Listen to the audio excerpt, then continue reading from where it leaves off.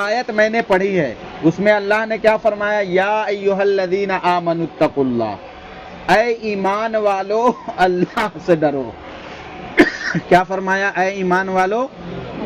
ईमान वालों से क्यों कहा? क्योंकि काफिर तो वैसे ही नहीं डरते, काफिर तो वो बुतों की पूजा में लगे हुए, तो अल्लाह को उनसे कोई मतलब नहीं है। मतलब ईमान वालों से, क्योंकि ईमान वालों को अल्लाह जन्नत देगा, काफिरों को जहन्नम में डाल देगा।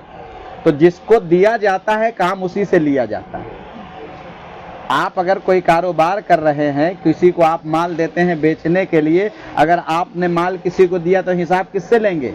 उन्हीं से लेंगे। तो अल्लाह ने हमें और आपको ईमान की दौलत दी। क्या दी? ईमान। तो क्या फरमाया, ऐ ईमान वालो इत्तकुल्लाह, अल्लाह से डरो। और क्या फरमाया, हक़्क़ तुक़ातिही, वैसे डरो जैसे डरने का हक है। और आगे क्या फरमाया, वला तमूतुन्ना इल्ला व अंतुम मुस्लिमून, और हरगिज ना मरना मगर मुसलमान होकर के। अब इस आयत को मैंने जो आपके सामने में पढ़ी है, इसी की तफसीर मैं आपके सामने में रखूंगा कि इसमें अल्लाह और क्या कहना चाह रहा है। सारे मफहूम को आप समझ जाएंगे और कोशिश करिए कि अल्लाह हमें और आपको कहने से ज़्यादा जो बातें कही जा रही उस पर अमल करने वाला बना दे। अब मेरे अजीज, यहाँ पर अल्लाह ने क्या फरमाया, ऐ ईमान वालो अल्लाह से डरो।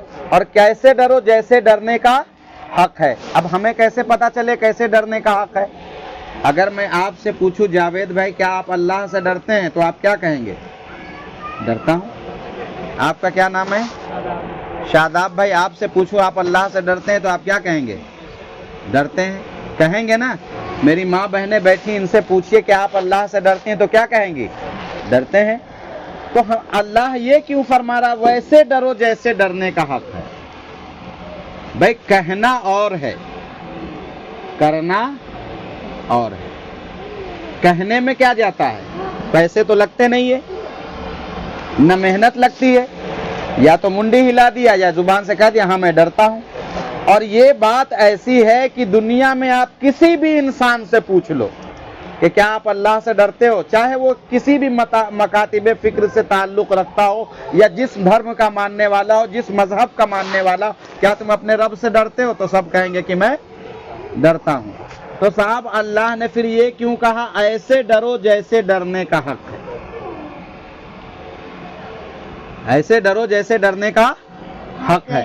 और क्यों आगे फरमाया, वला तमूतुन्ना इल्ला व अंतुम मुस्लिम। जैसे आप किसी को काम पे रख रहे हैं या आप किसी के वहां काम करने जा रहे हैं, तो पहले क्या होता है, बातचीत होती है। क्या काम करना है, कितनी उजरत मिलेगी, कितने घंटे की ड्यूटी है। जब सारी चीजें तय हो जाती हैं तब एक इंसान काम करता है। क्यों शादाब भाई, ऐसा होता है?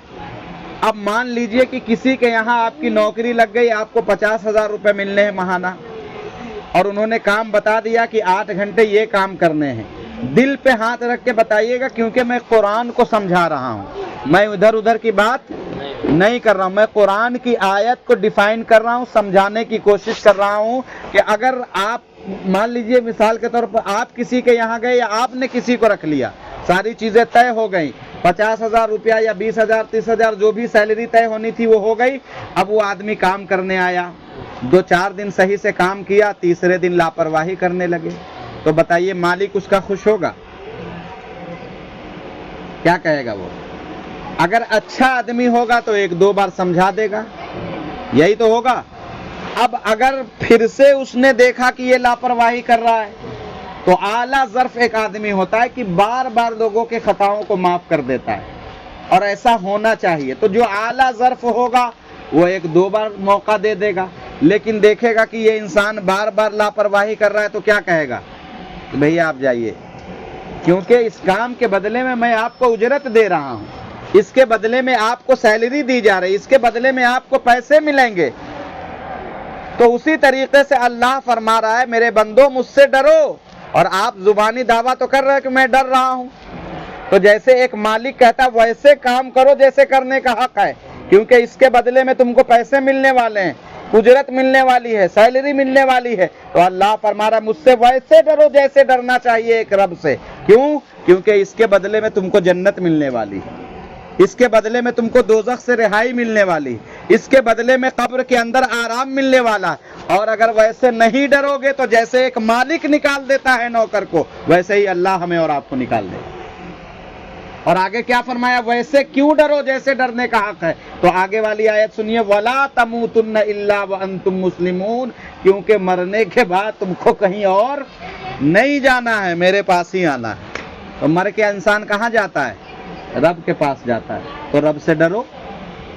تو کیسے ہمیں پتا چلے؟ کیونکہ میں کہہ رہا ہوں، میں یہ بھی کہہ رہا ہوں کہ آپ کے دل میں اللہ کا خوف ہے، تو ہمیں کیسے پتا چلے کہ ویسے ڈرنا چاہیے؟ کیسے مالک کیسے خوش ہوگا؟ بھائی مالک سے آپ پوچھیں نا میں کیسے کام کروں کہ آپ خوش ہوں گے؟ تو اے اللہ میں کیسے ڈروں کہ تو راضی ہو جائے؟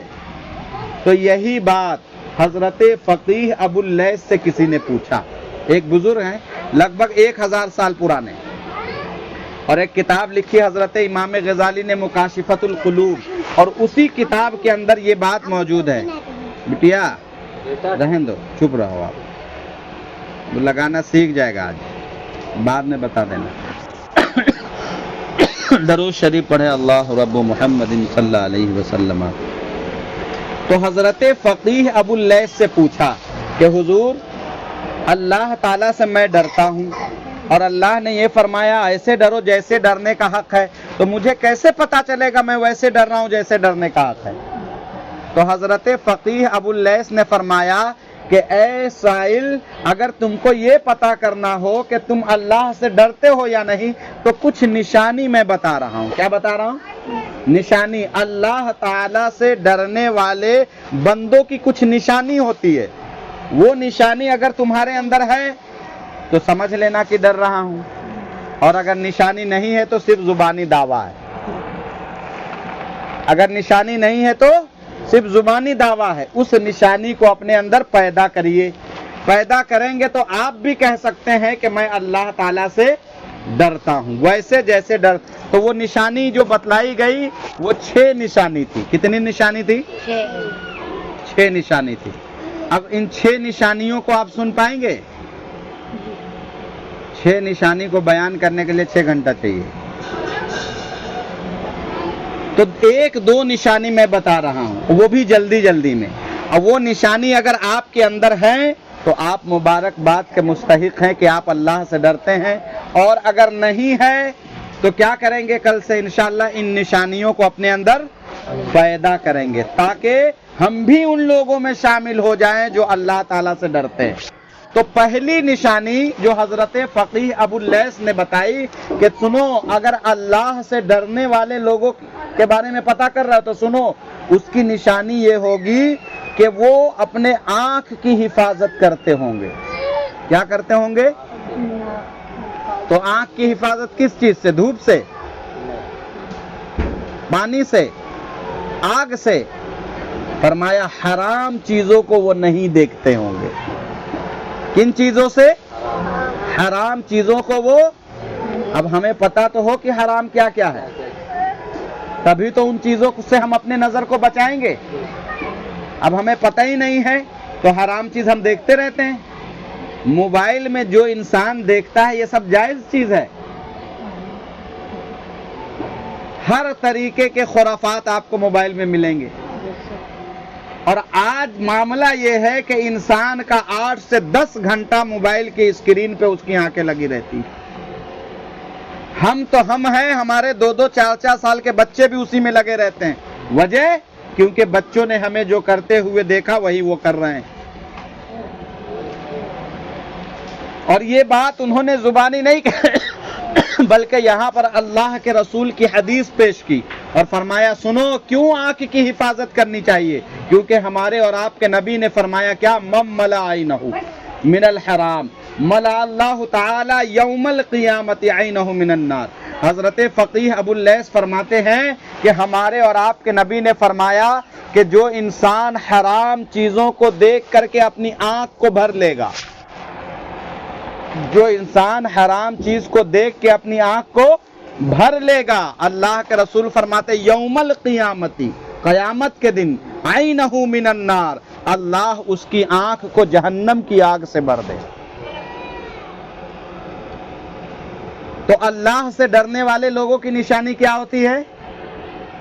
پہلی نشانی وہ اپنے نظر کی حفاظت کرتے ہیں، کسی کی بہو بیٹی کو غلط نگاہ سے نہیں دیکھتے ہیں، موبائل میں گندی چیز نہیں دیکھتے، کسی کی دولت اور کسی کی چیز کو وہ للچائی نظر سے نہیں دیکھتے ہیں۔ تو حرام سے جو انسان اپنے آنکھ کی حفاظت کرے، فقیہ ابو اللیث فرماتے ہیں کہ وہ پہلی نشانی ہے ایک انسان سے اللہ سے ڈرنے والوں کی۔ اب میں اس نشانی کی روشنی میں آپ سے پوچھوں، کیا آپ اللہ سے ڈرتے ہیں؟ زبان پہ تو یہی ہوگا کہ ڈرتے ہیں، لیکن اس کی روشنی میں ہم نہیں ڈرتے۔ تو میرے عزیز اپنے نظر کی حفاظت کریں، موبائل اور ان سب چیزوں سے دور رہے، کیونکہ اللہ نے کیا فرمایا؟ وَلَا تَمُوتُنَّ إِلَّا وَأَنْتُمْ مُسْلِمُونَ۔ مرنے کے بعد کہاں جانا ہے؟ اسی کے پاس جانا ہے۔ تو اللہ کا شکر ہے کہ ہمیں اللہ نے ایسی محفل قائم کرنے کی توفیق دی کہ ہم اچھی بری چیز یہاں پر سیکھ لیتے ہیں، وگرنہ آپ بڑے لوگوں کے پاس اتنا ٹائم کہاں کہ علماء کے پاس بیٹھیں اچھی بری چیزوں کو جانیں۔ تو میرے عزیز حرام چیزوں سے جو انسان، اور میں سوچنے لگا کہ 6 نشانیاں انہوں نے بتلائی، کتنی بتائی؟ 6۔ پہلے نمبر پہ نظر کی بات کیوں کی؟ تو میں سوچا تو اس نتیجے پہ پہنچا کہ پہلے نمبر پہ آنکھ کی بات اس لیے کی کہ سارے گناہ جو ہم اور آپ کرتے ہیں اس کی شروعات ہی آنکھ سے ہوتی، کیونکہ جب ہم کسی چیز کو دیکھتے ہیں نظر بھر کر کے تو دل کے اندر اس کی خواہش پیدا ہوتی۔ کسی کی گاڑی ہم کو اچھی لگ گئی، بار بار اس کو دیکھا تو دل میں خواہش پیدا ہونے لگی کہ یار یہ گاڑی میرے پاس بھی ہونی چاہیے۔ اب ویسی گاڑی کو انسان حاصل کرنے کے لیے کچھ بھی کرتا ہے، اب وہ حلال کمائے، حرام کمائے، چوری کر کے لائے، ڈکیتی ڈال کے لائے، بیاج پہ لے کر کے آئے یا کچھ بھی کر کے لائے، ایک انسان کا دل جب کسی چیز پہ مائل ہو جاتا ہے تو اس کو حاصل کرنے کے لیے وہ ہر کام کرنا شروع۔ اگر ہماری نظر ہی اس پہ نہ پڑتی تو دل میں خواہش پیدا ہوتی۔ تو اللہ نے فرمایا ایسے ڈرو جیسے ڈرنے کا حق ہے۔ تو ڈرنے والوں کی ایک نشانی یہ ہوتی ہے کہ وہ نظر کی حفاظت کرتے ہیں۔ میرے عزیز اس لیے کیونکہ یہ دنیا چند سالوں کی ہے نا، کب زندگی ختم ہو جائے اس کا کوئی بھروسہ۔ ہمیں اور آپ کو اپنے آخرت کی تیاری خود کرنی ہے، کیونکہ ہم اور آپ چھوڑ دیتے ہیں بچوں کے، رشتہ دار کے بھروسے کہ مریں گے تو فاتحہ تو وہ دلا ہی دیں گے، تیجا تو وہ کر ہی دیں گے، 20واں تو کر ہی دیں گے، 40واں تو وہ کر ہی دیں گے، ہر سال سالانہ فاتحہ ہوگا ہی۔ تو میرے عزیز کیا اتنے سے کام چل جائے گا؟ آج موقع ہے تو جتنا اپنے لیے کر سکتے ہو کرو۔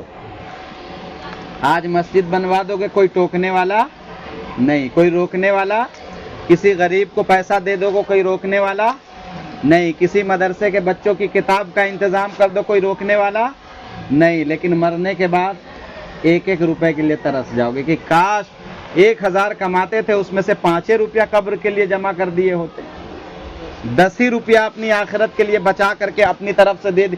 لوگوں کی یہ سوچ بن گئی ہے کہ دین کے راہ میں وہ خرچ نہیں کرتے، وہ سوچتے ہیں کہ مدرسے میں دے رہے، مسجد میں دے رہے، میاں یہ دے نہیں رہے ہو، اپنی آخرت کے لیے جمع کر رہے ہو، اور اپنے لیے اس لیے کرو۔ میں آپ کو بتاؤں چونکہ ہمارا کام ہی یہی ہے، اور اچھے برے لوگوں سے بھائی مارکیٹ میں رہیں گے تو ملاقات ہوتی ہی رہے گی۔ آپ کے پریتی نگر میں ہی آگے والی گلی میں ایک پہاڑی کھانے میں ان کی دکان تھی، قادر بھائی ہوٹل، ان کا ابھی جلدی میں انتقال ہو گیا ہوا نا، اور اس سے پہلے ان کے چھوٹے بھائی کا انتقال ہوا، نادر نام کا، بندھے والی سڑک پہ ان کی گوشت کی دکان ہے۔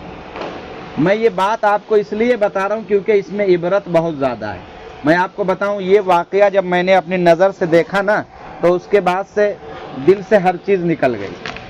اولاد ہے لیکن اتنی محبت جتنی ضرورت ہے، یہ نہیں کہ اولاد کے لیے ہم سب چیز چھوڑ دیں، بس بالکل نکل ہی گئی۔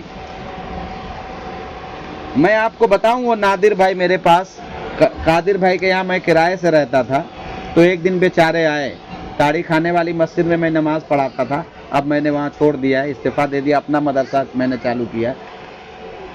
تو چونکہ دوستی تھی تو انہوں نے قادر بھائی کے یہاں مجھ کو کرائے سے دیکھا تو کہا حافظ جی کے لیے رعایت کر دینا. انہوں نے کہا ٹھیک ہے، میں بھی جانتا ہوں، آپ بھی جانتے ہیں. تو اتفاق ایسا ہوا کہ ان کی طبیعت خراب ہو گئی، اور طبیعت جب خراب ہو گئی تو وہ طبیعت سدھر نہیں پائی، ان کا انتقال ہو گیا. چھوٹے تھے، بہت زیادہ عمر نہیں تھی، 35-40 سال کے رہے ہوں گے. 2 بچے، 1 بیٹیا تھی.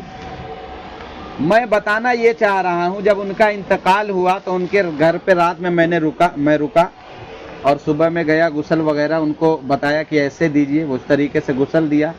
اور جب کچھ دن گزر گئے تو بریلی شریف میں عرس ہوتا ہے سفر کے مہینے میں. کب ہوتا ہے؟ سفر کے مہینے میں. تو وہاں پہ کیا ہوتا ہے کہ کتابیں دینی بڑی سستی ملتی ہے. اگر 100 روپے کی ہے تو وہ 40 روپے میں مل جاتی ہے، 10,000 کی ہے تو وہ 4,000 میں مل جاتی. تو کچھ کتابوں کی ضرورت تھی مدرسے میں. میں یہ بات اس لیے بتا رہا ہوں کہ اپنی آخرت کی تیاری آپ خود کریے، کسی کے بھروسے نہ چھوڑیے. زندگی اللہ نے ہمیں دی ہے، ہم سے حساب لے گا. بچوں کی دی ہے، بچوں سے حساب لے گا. تو بچوں پہ ماں باپ کو مہربان ہونا ہے، لیکن اتنا جتنا ضرورت ہے. ضرورت سے زیادہ اگر سر پہ چڑھا لو گے تو یہ مصیبت ہے. سمجھ رہے ہیں آپ؟ اور یہی ہو رہا ہے آج. ضرورت سے زیادہ ہم نے بچوں کو جتنا گائیڈ ماں باپ کو کرنا چاہیے اتنا کرے تو بچے سنور جائیں، لیکن بہت زیادہ سر پہ چڑھا لینے سے بچے بگڑ جاتے ہیں. تو میں یہ بتا رہا ہوں کہ جب ان کا انتقال ہوا تو چونکہ وہ میرے بہت خاص دوست تھے، تو ان کے بچے بھلے ان کی قبر پہ نہ جاتے ہوں، لیکن میں جب بھی ادھر جاتا ہوں تو ان کے قبر پہ فاتحہ پڑھتا ہوں، کیونکہ وہ میرے دوست تھے. تو ان کے بیٹے سے ملا، جبکہ ان کے والد نے بنگلہ بنایا ہے کیشو نگر میں، اور بتا رہے تھے 30-35 لاکھ روپیہ لون تھا اس پہ. اب جب انتقال ہو گیا تو چونکہ انہوں نے سب وہ کرا کے رکھا تھا، انشورنس وغیرہ، تو سب معاف ہو گیا. تو بچے کو تو فری میں پورا بنگلہ مل گیا. اب اس بچے کے پاس گوشت کی دکان تھی، 2 بچے تھے بڑے بڑے سمجھدار بالغ تھے. اب تو لڑکوں کی شادی ہو گئی. ان لڑکوں کے پاس میں گیا ان کے باپ کے انتقال کے بعد، اور میں نے کہا بھیا ایک کام کرو. جی حضرت بتائیے. ہم نے کہا اپنے والد صاحب کے نام سے کچھ کتاب مسجد میں رکھوا دو، اور فلاں جگہ عرس میں کتاب سستی ملتی ہے. اس سے فائدہ یہ ہوگا کہ بچے پڑھیں گے، ان کو ثواب ملے گا. بھائی اپنے باپ کے لیے اتنا تو کر سکتے ہو. تو انہوں نے کہا بالکل کریں گے، ہم امی سے پوچھ کے آپ کو بتائیں گے. ہم نے کہا ٹھیک ہے، مشورہ کر لو، اور جتنا آپ چاہو اتنا آپ کتاب رکھوا دینا، مدرسوں میں کچھ کتاب کی ضرورت. تو انہوں نے کہا ٹھیک ہے، امی سے پوچھ کے میں آپ کو بتلاؤں گا. اب وہ امی سے پوچھا، میں 10 بار گیا. انہوں نے کہا حضرت بھول گئے تھے. اس طریقے سے وہ ٹالتے رہے. تم خود سمجھدار ہو، تم کما رہے ہو، کیا تمہارے اوپر ذمہ داری نہیں ہے کہ اپنے باپ کے نام سے 10, 20, 50, 100,000 روپیہ جو ہے مسجد مدرسے میں لگا دے؟ جس باپ نے آپ کے لیے پوری زندگی قربان کر دی، اتنا بڑا لون لے کر کے چلے گئے، اور خیر ان کے انتقال کے بعد سب معاف ہو گیا، فری میں سب پا گئے. لیکن میں بتانا یہ چاہ رہا ہوں کہ جس اولاد کے لیے باپ نے اتنا کیا، ان کے انتقال کے بعد ان کے نام سے 10 روپیہ نہیں نکلا.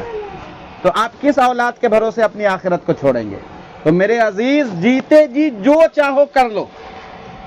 میں نے جب اپنا مدرسے کی زمین لی تو اپنی امی سے کہا جو لگانا ہے لگا لو، اپنے والد سے کہا جو لگانا ہے لگا لو، اپنی اہلیہ سے کہا جو لگانا ہے، کیونکہ یہ سب تمہارے آخرت میں کام آئیں گے. تو میرے عزیز، بتانے کا مقصد یہ ہے، آج میرے ہاتھ میں ہے، اپنی آخرت یا تو سنوار لے یا تو بگاڑ لے. تو اگر 100 کماتے ہو تو 10 روپے اپنے نام سے خیرات کر دو، کسی غریب کو دے دو، یا کسی بچے کی کفالت اپنے اندر لے لو. کوئی بچہ پڑھ رہا ہے، اللہ کے رسول فرماتے ہیں میدان محشر میں اپنی سگی اولاد جو دین سے وابستہ نہیں ہوگی، ان سے آپ ایک نیکی مانگو گے نہیں دے گی. ایک مانگو گے تو، جبکہ ان کے لیے آپ آج کیا کیا کر رہے ہو. دن کو دن نہیں سمجھا، رات کو رات نہیں سمجھا، کبھی کھانا ملا کبھی نہیں ملا. کبھی دیکھیے کوئی انسان دبئی میں، کوئی ممبئی میں، کوئی دلی میں، کوئی راجستھان، کوئی کہاں. کس کے لیے؟ اپنی اولاد کے لیے. تو اپنے پریوار سے دور کس کے لیے؟ اپنی اولاد کے لیے. لیکن کیا ہوا؟ میدان محشر میں اللہ کے رسول فرماتے ہیں اگر بچے دیندار نہیں ہوئے، یا گھر والے اچھے نہیں ہوئے، دیندار نہیں ہوئے، آپ جنت میں جانے سے اگر ایک نیکی کم پڑ جائے گی تو اللہ کہے گا جاؤ اپنے گھر والوں سے مانگ لو. تو میرے آقا فرماتے ہیں کہ وہ بندہ اپنی ماں کے پاس جائے گا, اپنی بیوی کے پاس جائے گا, اپنے بیٹے کے پاس جائے گا, اپنی بیٹی کے پاس جائے گا, اپنے اقربا جتنے اس کے مین جاننے والے ہوں گے, یہاں تک کہ میرے آقا فرماتے 30,000 سال تک میدان محشر میں وہ گھومتا رہے گا صرف ایک نیکی کے لیے. کتنی نیکی کے لیے؟ ایک نیکی کے لیے. اللہ کہے گا صرف ایک لے آؤ تم کو جنت میں ڈال دیں. تو وہ تو خوش ہوگا, چلو جس بیٹے کے لیے پوری زندگی قربان کر دی وہ تو دے ہی دے گا, جس بیوی کے لیے ساری زندگی قربان کر دی وہ تو دے ہی دے گا, دے ہی دے گی, جس پڑوسی کے لیے میں نے کچھ پیسے کو وہ تو دے ہی دیں گے. تو میرے عزیز وہاں کوئی کسی کو کچھ نہیں دے گا, کیونکہ وہ نفسا نفسی کا عالم ہوگا. سورج بالکل سر کے اوپر ہوگا, زمین تانبے کی ہوگی, ہر انسان چاہے گا کہ میں جنت میں جاؤں نیکی کی بدولت. اللہ کے رسول فرماتے اس دن کوئی کام نہیں آئے گا, لیکن اگر حافظ قرآن آپ کا بچہ ہے, یا کسی بچے کو آپ نے حافظ بنایا دوسرے کے بچے کو, یا آپ نے مدرسے میں پیسہ دیا, اس مدرسے کے پیسے کو کھا کر کے کوئی بچہ حافظ بن گیا, مولانا بن گیا, عالم بن گیا, میرے آقا فرماتے جب اس بچے کو جنت میں جانے کے لیے کہا جائے گا تو وہ بچے کہیں گے مولا میں نہیں جاؤں گا. تو اللہ فرمائے گا کیوں نہیں جاؤ گے؟ کہا میرے مالک میرے ماں باپ کے پاس اتنے پیسے نہیں تھے کہ وہ ہم کو پڑھاتے, ہم کو تو جاوید بھائی کے پیسوں سے پڑھنے کا موقع ملا, شاداب بھائی کے پیسوں سے پڑھنے کا موقع ملا, انہوں نے مدرسے میں پیسہ دیا تھا تو میں پڑھ پایا. تو میرے عزیز آپ اگر اپنے بچے کو نہیں پڑھا پا رہے ہو تو کسی غریب کے بچے کو آپ پڑھا دو تاکہ اس کی وجہ سے آپ جنت میں چلے جاؤ.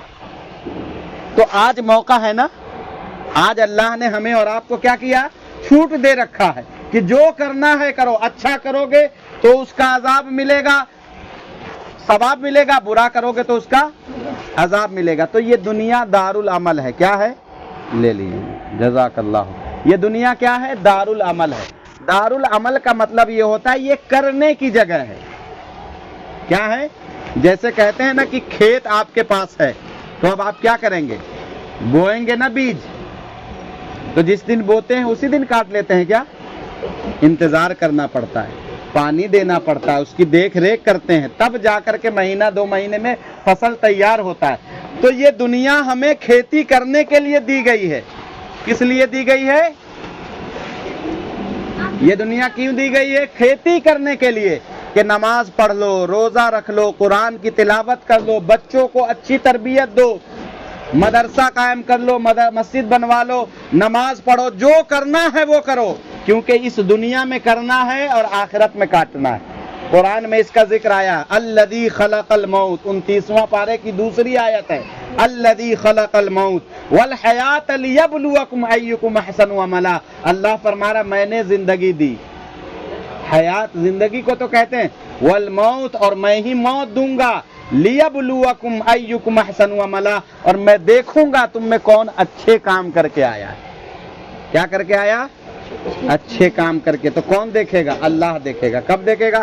میدان. تو ہم اور آپ کو اللہ نے موقع دیا اچھے کام کریں, نماز پڑھیں, روزہ رکھیں, ماں باپ کا ادب کریں, بیوی بچوں کا حقوق ادا کریں, کوئی ایسا کام نہ کریں. ابھی میں گیا ہوا تھا, ابھی غالباً 16 تاریخ یا 17 تاریخ کو سنڈیلے میں پروگرام تھا. سنڈیلے سے آگے کی طرف نکل جائیے ہردوئی یا کسی دوسرے روٹ پہ, تو ایک بھینسری کر کے کوئی جگہ ہے, تو وہاں میں گیا ہوا تھا پروگرام میں. تو ایک صاحب اب تک پروگرام کراتے تھے اور اس بار انہوں نے قوالی کا پروگرام رکھا. قوالی جہاں ہوتی وہاں نوٹنکی ہوتی, مکاری ہوتی ہے کہ نہیں ہوتی؟ اب آپ جوابی قوالی کرا دو, ادھر لڑکے ان کو چھیڑ رہے ہیں, لڑکیاں ان کو چھیڑ رہی ہیں, تو یہاں پہ کیا ہو رہا ہے؟ ثواب کی وجہ گناہ مل رہا ہے. تو میں نے ان کو سمجھایا بابا کاہے اپنی آخرت خراب کر رہے ہو, جیتے جی ایسے کام کی شروعات کرو جس کو بھائی آپ کچھ کام کریں گے تو آپ کے بچے دیکھ رہے ہیں نا. آپ اگر گھر میں کچھ فنکشن کر رہے ہیں تو بچے آپ کے دیکھ رہے ہیں نا, آپ نہیں رہو گے تو وہ کام ہوگا نا, کیونکہ بچوں نے آپ کو دیکھ کر کے وہ چیز سیکھی ہے. تو میں نے ان بابا جی سے کہا آپ آج خرافات اگر شروع کر کے جاؤ گے اور مرنے کے بعد اگر یہ چیز دوبارہ ہوتی رہے گی, اور ظاہر سی بات ہے تم تو میلہ لگا کر کے جا رہے ہو, تو قبر میں رہو گے، دنیا میں بھلے نہیں لیکن تم کو گناہ ملتا ہی رہے گا. کیوں؟ کیونکہ اس کام کی شروعات تم نے کی. کوئی بھی ایسا کام اپنی طرف سے گھر میں شروع نہ کرے جو غلط ہو، اور بچے ہم کو دیکھ کر کے وہ شروع کر دیں. کسی بھی کام کی شروعات ہم کرتے ہیں اچھا ہو. اگر آپ نماز پڑھتے ہو اور بچے نے آپ کو دیکھ کر کے نماز پڑھنا شروع کر دیا، نماز وہ پڑھے گا لیکن ثواب آپ کو ملے گا. کیوں ملے گا؟ کیونکہ آپ کو دیکھ کر کے اس نے نماز پڑھنا شروع کیا. قرآن آپ پڑھ رہے ہو، بچے نے پڑھنا شروع کر دیا آپ کو دیکھ کر کے، اللہ آپ کو ثواب دے گا. کیوں؟ کیونکہ آپ کو دیکھ کر کے آپ کے بچوں نے کیا کیا؟ قرآن پڑھنا شروع. اسی طریقے سے اگر کوئی غلط کام آپ کر رہے ہو، آپ بچوں نے دیکھا وہ کرنا شروع کر دیا، تو اس کا گناہ کس کو ملے؟ ثواب جب آپ کو ملے گا تو گناہ بھی تو آپ ہی کو ملے گا. اور یہ قرآن میں واقعہ ہے حضرت آدم علیہ السلام کا. قرآن کے اندر ایک واقعہ حضرت آدم. دنیا کا سب سے پہلا انسان کون ہے؟ حضرت آدم علیہ السلام.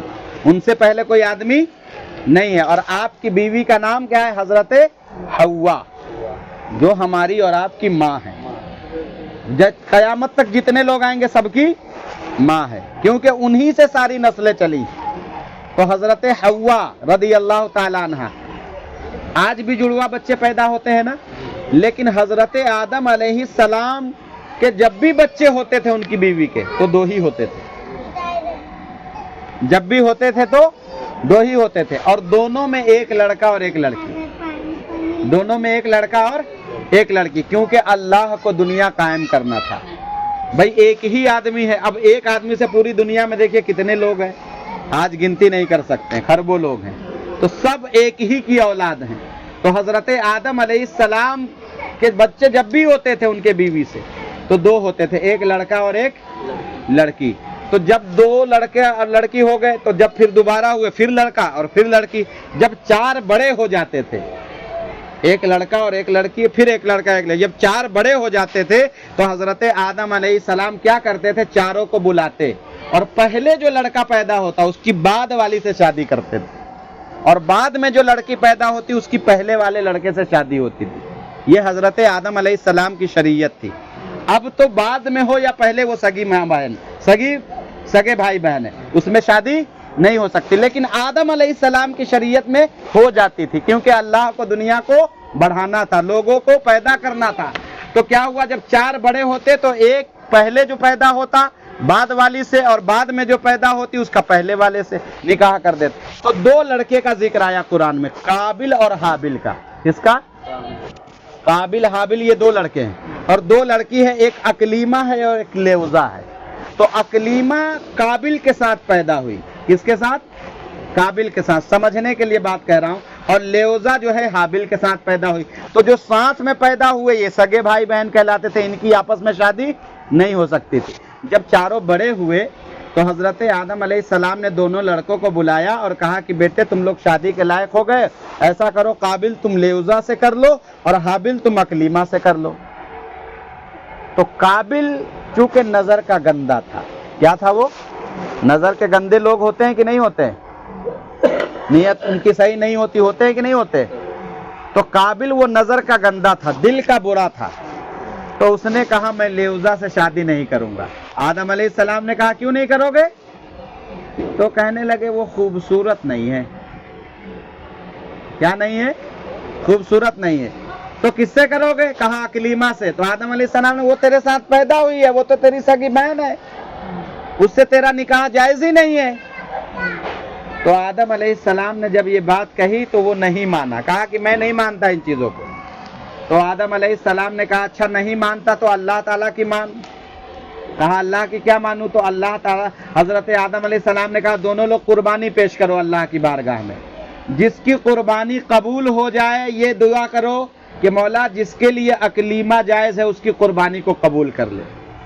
تو دونوں نے قربانی کے لیے، ایک نے جانور پیش کی اور ایک نے جو ہے کھیتی باڑی کرتا تھا قابل، تو اس نے گندم وغیرہ پیش کی. تو اللہ تعالیٰ سے دعا کی اے مولا یہ میری بیٹی اکلیمہ جس کے لیے جائز ہے اس کی قربانی کو قبول کر لے. تو وہ حابل کے لیے جائز تھی، تو آسمان سے آگ آئی اور حابل کو قربانی کو قبول کر لی، اس کو لے گئی، جلا دی. تو آدم علیہ السلام نے کہا دیکھا میں نے کہا تھا کہ تم اس سے شادی کرو، دیکھو اللہ نے فیصلہ کر دیا. وہ تب بھی نہیں مانا. وہ تب بھی نہیں مانا، اور اس نے کیا کیا؟ قابل سے کہا کہ میں تم کو قتل کر ڈالوں گا، حابل سے، اور اس نے اپنی سگی بہن کے چکر میں اپنے سگے بھائی کو قتل کر دیا۔ یہ قرآن کے اندر واقعہ موجود ہے۔ اور جب اس کو مار دیا تو یہ پہلا قتل تھا دنیا کا۔ کیا تھا؟ اس سے پہلے کوئی آدمی مرا؟ دنیا میں سب سے پہلے جو مرا ہے اس کا نام کیا ہے؟ حابل، اور جس نے مارا اس کا نام قابل ہے، یعنی کہ سگے بھائی نے اپنے سگے بھائی کو مارا لڑکی کے چکر میں۔ تو پتا چلا کہ جو انسان نظر کی حفاظت نہ کرے اس کی نیت گھر کے اندر خراب ہو جاتی ہے۔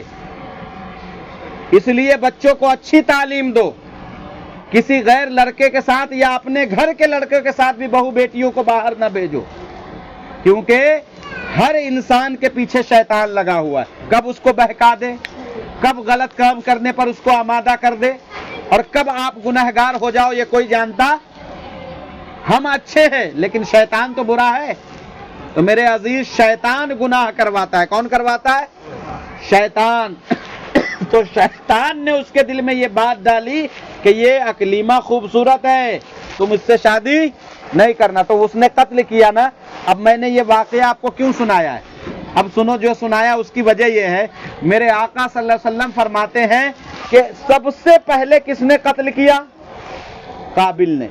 اب میرے آقا فرماتے اب دنیا میں قیامت تک جتنے لوگ قتل ہوں گے، جتنے لوگوں کا قتل کیا جائے گا، وہ سب کا گناہ اس کو ملے گا۔ کیوں؟ کیونکہ قتل کرنے کی شروعات کس سے ہوئی ہے؟ اسی قابل سے ہوئی ہے۔ اللہ اکبر، اس کو مرے ہوئے ہزاروں سال ہو گئے، لیکن آج بھی اگر کوئی کسی کا قتل کرتا ہے تو اس کو گناہ ملتا ہے۔ کیوں؟ کیونکہ قتل کی شروعات اس نے کی تھی۔ تو میں نے بابا کو یہ واقعہ سنایا اور کہا بابا سنبھل جاؤ، آج موقع ہے تو گھر میں اچھے کام کی شروعات کرو تاکہ دیکھ کے تمہارے بچے اچھے کام کرے۔ اگر غلط کام کی شروعات کرو گے تو جب تک برا کام ہوگا تم کو عذاب ملتا رہے گا۔ تو آپ مبارکباد کے مستحق ہیں کہ آپ نے یہ محفل قائم کی۔ آپ کے بچے دیکھیں گے تو 11ویں شریف کی محفل قائم کریں گے۔ آج لوگ اگر آپ شادی بیاہ میں گانا لگا دو، ڈی جے لگا دو، لوگ ناچیں گے، تو اس کا انتظام کس نے کیا؟ اور جس نادر بھائی کی بات میں نے آپ کو بتلائی ہے، انہی کے لڑکے کی شادی تھی، فتح پور 12 بنکی بارات جانا تھی۔ تو ہم سے کہا قاری صاحب ان کے ابا کا جنازہ آپ نے پڑھایا تھا، میرے لڑکے کا نکاح بھی پڑھا دیجئے گا۔ میں نے کہا ٹھیک ہے پڑھا دوں گا۔ میں گیا نکاح پڑھانے کے لیے، تاریخ خانے میں گیا تو گاڑیاں آ رہی۔ میری عادت ہے کہ میں ایسے گھروں میں جا کے نکاح نہیں پڑھاتا ہوں جہاں ناچ گانے کا محفل ہو یا جہاں ڈی جے اور یہ سب بجائے جا رہے ہو۔ شریعت کہتی ہے آپ اس کا رد کریے۔ تو میں تو جانتا تھا کہ یہ لوگ کچھ نہ کچھ کریں گے، تو میں نے سوچا کہ کیسے پتہ لگاؤں کہ یہ لوگ گاڑی واڑی لے کے جا رہے ہیں کہ نہیں، ڈی جے والی، گانے والی، ناچنے اچنے والی۔ تو ان کا چھوٹا لڑکا میرے پاس آیا اور بالکل نچنیا بنا ہوا تھا۔ ہم نے کہا یار وہ گاڑی نہیں نظر آ رہی۔ بولا کون سی گاڑی؟ ہم نے کہا اسی وہی جو جس کے لیے تم تیار ہو۔ بولا کہ حضرت اسی کے انتظار میں تو بیٹھے، وہ گاڑی آ جائے تو جائیں۔ بس وہیں میں گاڑی سے اترا، میں نے کہا وہ لاؤ میرا نکاح نامہ، میں جا رہا ہوں وہاں کسی سے نکاح پڑھوا لینا۔ جس بارات میں ڈی جے جائے اور جہاں نوٹنکی ہو رہی ہو وہاں کبھی خیر و برکت۔ میں نے نکاح پڑھانے سے منع کر دیا۔ اب سنیے، باپ نہیں ہے لیکن کسی کے سر پہ جو تک نہیں رہیں گی کہ قاری صاحب سے کہتے حضرت نہیں بجوائیں گے چلیے۔ کہا کہ ٹھیک ہے بہت مولانا مل جائیں گے لیکن گانا بجانا بند نہیں ہوگا۔ تو جب شریعت کا مذاق آپ اڑاؤ گے تو کبھی خیر و برکت ہوگی؟ اب فون کرتے کچھ ایسا کر دیجئے، بہو بات نہیں مان۔ ہم نے کہا اور بجواؤ اور ناچ کروا کر کے بیوی لے کر کے آؤ، پھر تم کو پتا چلے گا برکت کس کو کہتے ہیں۔ تو جس کام کی شروعات میں حرام کام ہو رہا ہو کبھی اس میں برکت، تو کسی بھی ایسے کام کی آپ شروعات، اب جیسے انہوں نے شروعات کری کس چیز کی کہ لڑکے کی شادی ہوگی تو ڈی جے بجے گا۔ اب کیا ان کے بچے ہوں گے تو وہ ڈی جے نہیں بجوائیں گے؟ اب تم آپ دنیا میں رہو یا نہ رہو، جب تک تم کو دیکھا دیکھی غلط کام ہوتا رہے گا تم کو اس کا عذاب ملتا رہے گا۔ تو میرے عزیز، کبھی بھی کوئی ایسا کام نہ کرے کہ مرنے کے بعد ہم کو دیکھ کر کے کوئی غلط کام کر رہا ہو اور ہم نہ بھی کر رہے ہو تو اس کا عذاب ہم کو مل رہا. کیوں؟ کیونکہ اللہ کے رسول نے فرمایا قابل کو گناہ ملتا ہے جب کسی کا قتل ہوتا ہے. کیوں؟ کیونکہ قتل کی شروعات اس نے کی. کب کی؟ لاکھوں سال ہو گئے. حضرت آدم علیہ السلام آج آئے تھے، کسی کو پتہ ہی نہیں کب آئے تھے، اور سب سے پہلا آدمی جو مرا تھا، اور اب تک اس کو گناہ مل رہا ہے، اور قیامت تک جتنے لوگ قتل کیے جائیں گے ان کو عذاب ملتا رہے گا. تو میرے عزیز، اللہ نے آپ کو سوچ سمجھ دی ہے، تو گھر میں کوئی بھی کام کرے تو پہلے دیکھ لے کہ یہ کام اچھا ہے کہ برا ہے. کیونکہ اچھا ہوگا تو ثواب ملے گا اور برا ہوگا تو عذاب ملے گا. اللہ ہمیں اور آپ کو کہنے سننے سے زیادہ کلمات حسنات پہ عمل کی توفیق عطا فرمائے. تو میں نے آپ سے بتایا تھا کہ کئے نشانی انہوں نے بتلائی تھی؟ 6. اور کتنی نشانی میں نے آپ کو بتلائی ابھی؟ 1. اور کتنا ٹائم ہو گیا؟ 7:45 ہو گیا، یعنی کہ لگ بھگ 1 گھنٹہ. تو اب 6 نشانی بتانے کا وقت سمجھ گئے. اسی لیے جبکہ یہ میں نے آسان اب ایک چیز اور بتا دوں، لیکن 1 گھنٹہ نہیں لگاؤں گا. دوسری نشانی جو بتائی، یہ اس لیے بتا رہا ہوں کیونکہ ہم اور آپ اس میں الجھے ہوئے ہیں سب A to Z. کوئی یہ کہے کہ میں بچا ہوا ہوں، کوئی نہیں کہہ سکتا میں بچا ہوا. بڑے بڑے مولاناؤں کو ہم نے دیکھا کہ سب خرافات میں مبتلا. تو اللہ سے دعا کرے کہ اللہ ہمیں بچا لے، ہمارے دل کو صاف ستھرا کر دے. تو ہمیں لوگوں کے اندر نہیں دیکھنا ہے. مولانا ہمارے ساتھ قبر میں تھوڑی جائیں گے، امام صاحب تھوڑی جائیں گے کہ ہم ان کے اندر عیب ڈھونڈتے رہیں. بھائی میں اپنے قبر میں خود جاؤں گا، مجھ سے فرشتے پوچھیں گے. تو ہم لوگوں کے اندر دیکھنے سے بہتر ہے اپنے اندر دیکھیں. ہر انسان اپنے اعمال کو لے کر کے جنت میں جائے گا. تو حضرت فقیہ ابو اللیث سے پوچھا گیا حضور دوسری نشانی کیا ہے؟ تو انہوں نے بتایا دوسری نشانی اللہ سے ڈرنے والے لوگوں کی یہ ہے کہ وہ جو کھانا کھاتے ہیں وہ کبھی حرام کا نہیں کھاتے. جو انسان حلال رزق نہ کھائے، یعنی کہ جھوٹ بول کے کمایا، دھوکہ دے کے کمایا، کسی کا ہڑپ لیا، 4 گھنٹے کے بجائے 6 گھنٹے مزدور سے کام کروایا، 4 گھنٹے کا پیسہ دیا، 2 گھنٹے کا اپنے جیب میں ڈال لیا، تو یہ 2 گھنٹے کا پیسہ آپ کے لیے جائز ہے؟ حرام ہے. کسی کا حق آپ نے مار لیا تو یہ جائز ہے؟ بیاج پہ پیسہ لے کر کے کما کھا رہے ہیں یا کچھ بھی کر رہے ہیں، مطلب کہ جو طریقہ حرام کا ہے. اللہ سے ڈرنے والے لوگوں کی دوسری نشانی یہ ہوتی ہے کہ وہ حلال رزق کھاتے ہیں. کیا کرتے ہیں؟ آپ سرکار غوث اعظم کی محفل سجائیں، 11ویں شریف انہی کے نام سے ہوتی ہے. تو سرکار غوث اعظم سے پوچھا کسی نے، یا سرکار غوث اعظم میں دعا بہت کرتا ہوں، نماز بھی پڑھتا ہوں، قرآن بھی پڑھتا ہوں، زکوٰۃ بھی دیتا ہوں، جو بھی میرے کو آتا ہے میں وہ سارے کام کرتا ہوں، لیکن سرکار میری دعا قبول نہیں ہوتی. تو سرکار غوث اعظم نے فرمایا حلال رزق کھایا کرو، تب دعا کرو تو دعا قبول ہوگی. یہ نہیں کہ جو من میں آیا کھا لیا، پتہ نہیں چوری کر کے لائے ہیں، دھوکہ دے کے لائے ہیں، جھوٹ بول کر کے لائے ہیں، کسی نے ہمیں لا کے دیا پتہ نہیں وہ کیسا ہے. گوشت کہیں سے بھی اٹھا کر، گوشت بھی جب تک اس جانور کے اوپر بسم اللہ اللہ اکبر کہہ کے اللہ کے نام سے ذبح نہ کی جائے وہ گوشت حلال نہیں ہوتا ہے. جس جانور کے اوپر اللہ کا نام نہ لیا جائے وہ جانور حرام ہوتا ہے، حلال. آج کل فیکٹری میں مشینوں سے جانور کاٹے جا رہے ہیں. کس سے کاٹے جا رہے ہیں؟ کوئی بسم اللہ پڑھنے والا وہاں پہ، اور جتنے چکوے ہیں سب لوگ جانتے ہیں کہ جانور ذبح کرنا. بعض تو یہ کہہ دیتے ہیں ہم صبح میں جو ہے بسم اللہ پڑھ کے چھری پہ دم کر لیتے اور اسی سے دن بھر کاٹتے رہتے. یہ جہالت ہے. تو میرے عزیز میں یہ بات اس لیے بتا رہا ہوں کیونکہ ہمیں اور آپ کو مر کے کہاں جانا ہے؟ اسی کے پاس جانا ہے. تو ہمیں کبھی ہمارے استاذ کبھی جلدی گوشت نہیں کھاتے تھے، آج بھی ہیں، زندہ ہے. وہ شادی بیاہ میں بھی جائیں گے یا کسی کے یہاں جائیں گے تو پہلے پوچھیں گے کون ذبح کیا، ورنہ سیدھا منع کر دیں گے ہم نہیں کھائیں گے. کھاؤ، مشکوک معاملہ ہے، کھاؤ، لیکن وہاں سے لاؤ جس کے بارے میں آپ کو یقین ہو یہ سنی صحیح عقیدہ ہے، داڑھی ٹوپی رکھے ہیں، بسم اللہ پڑھ کے ذبح کرتا ہوگا. بھروسہ ہے تو اس کے وجہ سے لاؤ، ورنہ بہت سارے لوگ ہیں جس کو بسم اللہ پڑھنے کی تمیز نہیں، وہ دکان کھولے بیٹھے ہیں۔ اب میں بھی اب گوشت لانے جاتا ہوں تو کیا کرتا ہوں، کیونکہ ہم نے اپنے استاد سے سیکھا، تو جب جانا گوشت لانا ہوا، اب 1 کلو 1.5 کلو سے کم تو آتا نہیں ہے، کیونکہ پریوار بڑا ہے، یا بچوں کے لیے منگایا تو 2-4 کلو سے کم آنا نہیں ہے، تو بچے کو بھیج دیتے ہیں، جاؤ فلاں جگہ، اور کہنا کہ پہلے ہم ذبح کریں گے، تم بنا کے دینا۔ کیوں؟ کیونکہ حلال گوشت کھائیے۔ ارے اللہ، بس بات مکمل ہو رہی، درود شریف پڑھے، اللہم صلی علی سیدنا و مولانا محمد معدن الجود والکرم۔ اب میرے گھر میں 29 تاریخ کو 3 تاریخ کو شادی، کب ہے؟ 3 تاریخ کو شادی۔ تو جو ہم اپنے استاذ کی بات بتا رہے تھے، ان سے ہم نے کہا حضرت آپ نکاح پڑھا دیجئے گا، آپ بزرگ آدمی، تو انہوں نے کہا گوشت وہاں سسرال میں کون ذبح کرے گا، کیونکہ ہم کھائیں گے نہیں۔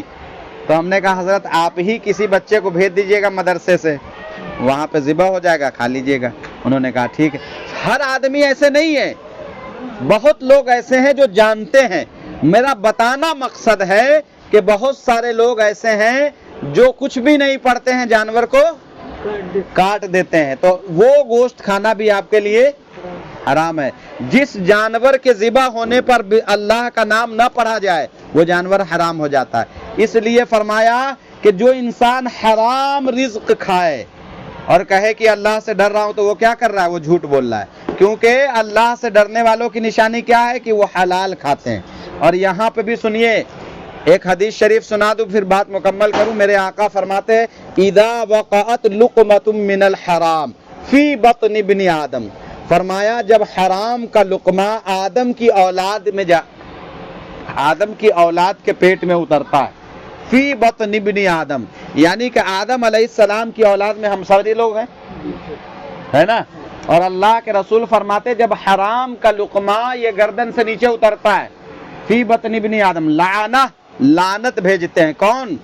کل ملک فی الارض والسماء، ملک کہتے ہیں فرشتوں کو، کل ملک، سارے فرشتے، فی الارض والسماء، جو زمین اور آسمان میں رہتے ہیں۔ فرمایا جتنے زمین آسمان میں فرشتے ہیں، وہ سارے فرشتے اس کے اوپر لعنت بھیجتے ہیں جو حرام کا کھاتا ہے۔ اب جس کے لیے حرام، جو حرام دن رات کھاتا ہو، کبھی اس کے گھر میں برکت ہوگی؟ فرشتے اس کے اوپر لعنت بھیج رہے ہیں، کبھی وہ کامیاب ہوگا؟ نہیں ہوگا۔ تو میرے عزیز، ہمیں اور آپ کو ہمیشہ حلال رزق کھانا چاہیے۔ اللہ ہمیں اور آپ کو کہنے سننے سے زیادہ کلمات حسنات پہ عمل کی توفیق عطا فرمائے، اور کسی بھی قسم کی خطا، غلطیاں، بے ادمیاں، ریاکاریاں، بدکاریاں ہوئی ہو، اپنے حبیب صلی اللہ تعالی علیہ وسلم کے توسل سے تمام اغلاط کو معاف فرمائے۔ اسی سرکار غوث اعظم رضی اللہ تعالی عنہ سے کسی نے کہا کہ یا سرکار غوث اعظم، میرے گھر میں برکت نہیں ہوتی، میں بہت پیسے کماتا ہوں، سارے کام کرتا ہوں، اس کے باوجود میرے گھر میں برکت نہیں ہوتی۔ تو سرکار غوث اعظم کے نام سے محفل ہے، تو ایک بات غوث اعظم کی گانٹھ باندھ لیجئے۔ سرکار غوث اعظم سے کسی نے کہا حضور میرے گھر میں برکت نہیں ہوتی، بہت پریشان رہتا ہوں۔ تو سرکار غوث اعظم نے فرمایا پریشان رہتے ہو؟ تو فرمایا جی حضور بہت پریشان رہتا ہوں۔ تو فرمایا ایک کام کرو، دروازے پہ جا کے پردہ ڈال دو۔ کہاں ڈال دو؟ دروازے پہ، چوکھٹ پہ پردہ ڈال دو۔ سرکار غوث اعظم نے، اب ہم لوگ کسی بابا جی کے پاس جائیں اور کہیں کہ یہ کام ہے، اب وہ کہتے پردہ ڈال دو، تو آپ کیا کہیں گے؟ ارے ہم کام کیا کرانے آئے، آپ پردہ ڈالنے کہہ رہے ہو؟ ارے یہاں جو بیماری ہے اس کی دوا دو، آپ گھر پہ پردہ کیوں ڈلوا رہے؟ تو سرکار غوث اعظم نے کہا تمہارے گھر میں برکت نہیں ہو رہی؟ فرمایا نہیں ہو رہی۔ فرمایا تو گھر کے دروازے پہ پردہ ڈال دو۔ فرمایا اچھا ڈال دی۔ گئے اور کچھ دنوں کے بعد وہ پھر آئے، سرکار غوث اعظم سے کہنے لگے سرکار، غوث اعظم نے فرمایا کیا حال ہے، ٹھیک ہے؟ بولا ہاں حضور ٹھیک ہے۔ بولا اب برکت ہو رہی؟ بولا ہاں ہو رہی۔ کہا کہ پہلے نہیں ہو رہی تھی، اب ہو رہی۔ فرمایا وجہ؟ تو فرمایا تمہارا گھر کہاں ہے؟ فرمایا بازار میں۔ کہا ایک ہی گھر ہے کہ اور بھی ہیں؟ بولا بہت سارے گھر ہیں۔ کہا روڈ بھی ہے سامنے میں؟ بولا ہاں ہے۔ تو کہا جو روڈ پہ لوگ چلتے ہیں سارے اچھے ہی ہوتے ہیں کہ برے بھی ہوتے ہیں؟ تو فرمایا اس میں برے بھی ہوتے ہیں، شرابی بھی ہوتا ہے، جواڑی بھی ہوتا ہے، نشیڑی بھی ہوتا ہے، گنجیڑی بھی ہوتا ہے، مسلمان بھی ہوتا ہے، کافر بھی ہوتا ہے، نمازی بھی ہوتا ہے، بے نمازی بھی ہوتا ہے۔ تو سرکار غوث اعظم فرماتے ہیں جو جھوٹے تھے، جو چغل خور تھے، جو بدکار تھے، جو بدکردار تھے، جو نماز نہیں پڑھتے تھے، جب ایسے لوگوں کی نظر تمہارے چوکھٹ پہ پڑتی تھی تو برکت اٹھ جاتی تھی۔ اب دروازے پہ چونکہ پردہ پڑا ہوا ہے تو اندر ایسے لوگوں کی نظر نہیں جاتی تو اب برکت ہو رہی۔ بتانے کا مقصد یہ ہے میرے عزیز، جو آدمی جھوٹ بولتا ہو، غیبت کرتا ہو، چغل خوری کرتا ہو، نماز نہ پڑھتا ہو، جب ایسے لوگوں کی نظر کسی کے دروازے پہ پڑ جائے تو اچھا خاصا گھر اجڑ جاتا ہے۔ تو جس گھر کے اندر ایسے لوگ رہ رہے ہو جو جھوٹ بولتے ہو، چغل خوری کرتے ہو، ایک دوسرے میں لڑائی لگواتے ہو، نماز نہ پڑھتے ہو، اب وہ کہے کہ گھر میں برکت نہیں ہو رہی۔ جب ایسے لوگوں کی نظر پڑنے سے برکت اٹھ جاتی ہے تو جب ایسے لوگ گھر میں رہ رہے ہیں تو کہاں سے برکت ہوگی؟ تو میرے عزیز، اگر جھوٹ بولتے ہو تو جھوٹ چھوڑ دو، چغل خوری کرتے ہو تو چغل خوری چھوڑ دو، اگر کسی کی لڑائی لگواتے ہو وہ چھوڑ دو، نماز نہیں پڑھتے تو نماز شروع کر دو، وہ سارے کام کرو جو قرآن اور حدیث کہتا ہے، تو انشاءاللہ ہمارے گھر میں برکت ہونے لگے گی، کبھی کوئی دقت نہیں آئے گی۔ تو ہمارے بزرگوں نے یہ تعلیم دی۔ سرکار غوث اعظم نے فرمایا پردہ ڈال دو۔ اب جس گھر میں عورتیں بے پردہ رہتی ہو، کہاں اس گھر میں برکت ہوگی؟ جب بے نمازی کی نظر پڑنے سے گھر کی برکت اڑ جاتی تو گھرے میں کوئی نماز نہ پڑھتا ہو تو کہاں برکت ہوگی؟ جب جھوٹے کی نظر پڑنے سے برکت اٹھ جاتی ہے تو گھر ہی میں سارے جھوٹے پڑے ہوں تو کہاں برکت ہوگی؟ تو میرے عزیز، اللہ تبارک و تعالیٰ سے ڈرے، اور اللہ نے فرمایا حق تقاتہ، ویسے ڈرو جیسے ڈرنے کا حق ہے۔ وَلَا تَمُوتُنَّ إِلَّا وَأَنْتُمْ مُسْلِمُونَ، اور ہرگز نہ مرنا مگر مسلمان ہو کر۔